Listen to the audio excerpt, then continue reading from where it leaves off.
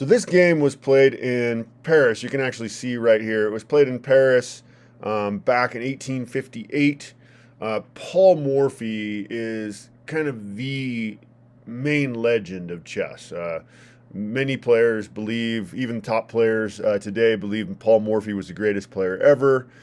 He is a legend. So this guy, Paul Morphy, that you see sitting by himself, he's playing the white pieces, by the way, as you can see written down there. And he's playing against two gentlemen, a count. So it's what? Count of Isouard and Duke Karl. Again, this was played in Paris, France. It was played in an opera house. Actually, Paul Morphy was waiting to play the great Adolf Anderssen, who many believed then was the world champion. Adolf Anderssen, everybody thought he was the greatest player in the world. And so Paul Morphy was waiting to play against him. But this was early December, and Adolf Anderssen was still engaged in his school stuff. He's a math professor. So he was taking care of his students, and in the meantime, Paul Morphy caught an opera, although it said that he had his back to the opera, and that's why he was so mean to these gentlemen on the chessboard. Let's go ahead and get right into the game. Paul Morphy starts with pawn to e4 here, and the gentlemen respond with pawn to e5. We have knight to f3 by Paul Morphy, and already kind of a weak move here. The Philidor's defense, I'm not a big fan of this. You're blocking your bishop in right away. It just doesn't grab as much space in the center as you can. So again, I mean, it's an okay move. It's definitely, I mean, it's playable. Grandmasters do play this move. I just don't particularly like this move. We have pawn to d4 now by Paul Morphy. He really is known for trying to rip open the center of the board early. We have bishop to g4 by the gentleman. And again, this doesn't make a lot of sense. I mean, you are developing a piece, so that is a good idea in that regard. But are you really going to take the knight? Probably not. You shouldn't anyways, as your bishop is a stronger piece. Paul Morphy goes ahead and plays d captures on e5, and now they play bishop captures on f3. This is a mistake. They really should have played knight to d7 instead. This would have been a better move. Let's take a look at that variation actually real quick here. Not a super deep variation, but yeah, you would just play knight to d7 here, and then they would probably, or white would capture on d6, pawn captures d6, or e captures d6, then bishop captures d6. And this would have been a better way to play.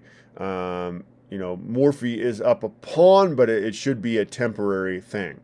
Anyway, let's get back into the actual. So the gentleman, the Duke, and the Karl, they played bishop to g4. Like I said, not a super strong move. Paul Morphy goes ahead and captures the d pawn, and now they go ahead and capture on f3, and kind of forcing Morphy to bring his queen out. So he's bringing his queen out early, which I normally don't recommend to my students, but this is the only way to maintain the pawn structure. It would have been terrible to capture with the g pawn. Things would have been just nasty over there on the king side, so he's got to do this. The gentleman capture on e5, so d captures e5, and now we have bishop to c4, threatening checkmate right away. I didn't mean to pick up the queen, but yeah, we're threatening checkmate here on f7, queen and bishop both attacking there, and now knight to f3 is definitely a decent idea. It might have been better to go ahead and put the queen on d7 here instead. That would have been a better way to defend. We won't go into that just yet. And now Paul Morphy brings his queen over to b3. And now we see why it would have been better to bring the queen up in the first place, because now, if the queen was here, she would be defending against this threat, and you could simply push the pawn to c6, and the queen would be defending against this threat. But there's no way to really answer both threats here at the same time now. So now we have queen to e7.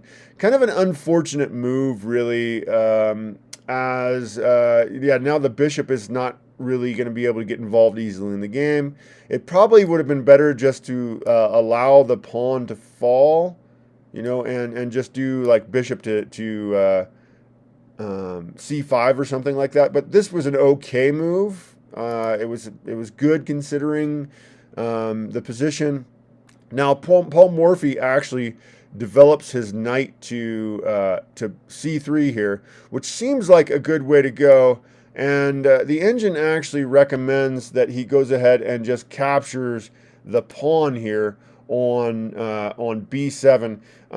That variation doesn't turn out all that much better for Paul Morphy. In fact, it does. It turns out worse. Paul Morphy ends up getting a better setup out of it. But we'll go ahead and take a look at that variation now. So instead of developing his knight, as is normally a great move and a decent move in this position, the engine recommends playing queen captures. They would then play queen to b4 check. This is the best move for black, forcing the queens off the board. And of course, the bishop is going to capture back with check. And now we have bishop to d2. And probably bishop captures on d2, knight captures on d2, and this, they're saying, you know, the engine there, Stockfish believes this would have been a better position than the way it turned out on the chessboard. But okay, so Paul Morphy develops his knight. This is a great move. He's defending the pawn here, so I don't know why the engine didn't like this move. It calls it a mistake. I completely disagree. It was a very strong move. We have pawn to c6 now, you know, just trying to help the queen defend this square. And now Paul Morphy develops his last piece, bishop to g5, definitely the best move in the position. You know, now Paul Morphy is fully developed. He's got, you know, he could castle to either side of the board as he likes. Meanwhile, the Duke and the Count, they're still, you know, they still got pieces to get into the game. So a big problem for them. They play the move pawn to b5, which is definitely a mistake. They should have played queen to c7, and we'll take a quick look at that variation now. Yeah, they should have played queen to c7. That's the best way to defend in this situation. And then probably best would be just to go ahead and capture on f6 for Paul Morphy for white. Pawn captures, you know, kind of messing up the pawn structure here. Going to be difficult to castle. And then white would probably castle. And this would be a better situation than what happens on the board because they're about to get smacked down. This game is very short. Just 17 moves. But let's go ahead and get back into the main line as it happened. Or they do this pawn attack here. And so pawn to b5. And Paul Morphy actually just goes ahead and captures the pawn here. And this is the best move in the position. Seems kind of crazy that he's sacrificing his 3-point knight for a pawn. But the reason is Paul Morphy's pieces are all well developed. And the Duke and the Count, black, is way behind in development. So Paul Morphy has a lot more power to use on the board. Of course, they go ahead and capture the knight. And now bishop captures back with check. And you don't really want to move your king as castle's queenside brings the rook to the d file. So they just go ahead and kind of develop the knight. But now, you know, the knight's not really in the game. It's pinned to the king. The other knight, the other knight is pinned to the queen. So we got these pins here. So really none of black's pieces are actually involved in the game. This is just a terrible defense for white. Or for black, excuse me. And now Paul Morphy does castle to the queen side, so he's got all of his ducks in a row, and things are not looking good for black. We have rook to d7 here, or rook to d8. As you know, there really were only two defenders, or one defender actually, because yeah, the queen or the knight is pinned, the king is defending, the queen is defending, but you don't really want to use the queen, so they bring the rook up to attack. And now Paul Morphy, realizing that he only has one piece that's really not in the game, he decides to actually sacrifice his rook, which is the strongest move in the position. So Paul Morphy didn't have the luxury of computers in 1858, that's for sure. But his mind, he's able to process chess positions like a computer.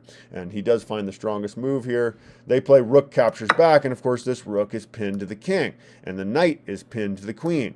Paul Morphy then brings his other rook that wasn't involved to d1, getting that guy involved. And now we have queen to e6, which is definitely a solid move. Although maybe going ahead and pushing this pawn, hoping to get the rook out some other way, might have been best. And now Paul Morphy plays bishop captures on d7, definitely the strongest move in the position. And since the queen has just moved, the knight is free to go ahead and capture. Although this is a mistake. They actually should have captured with the queen. So they capture with the knight. The gentleman captured with the knight. This is a mistake. They should have captured with the queen. But if they would have captured with the queen, of course, they would still be losing big time. So, yeah. But now it is a checkmate in 2 moves. So if you like, go ahead and pause or, yeah, think about it for a couple minutes as you need. But it's actually checkmate in 2. Check and then checkmate. So we're at move 15, but this game is over in 2 moves. Can anybody find the checkmate? Check and then checkmate. So it's mate in 2 here. White to play and play the opera mate. So this is an extremely famous game. So I'll go ahead and, so hopefully if you wanted to, you've already paused your video, but it's actually the queen sacrifice. So Paul Morphy sacrifices his queen, brilliant move. And, you know, they have no choice. There's no other move they can play. Knight has to capture, and now we have rook to d1, and this is the opera mate. So Paul Morphy sacrificed all of his pieces except for the bishop and the rook, and so the opera mate is where you use a bishop to support a rook for checkmate, like this. So yeah, this checkmate has a name. It's called the opera mate because it was played most famously in 1858 in the opera game. So yeah, one of the most famous games from the legend Paul Morphy. Please like and subscribe to my YouTube channel, as I will be posting at least 1 game review every day, if not 2, and also tactics and whatnot. So yeah, definitely check that out. Thank you for hanging out and checking that out with me. All right.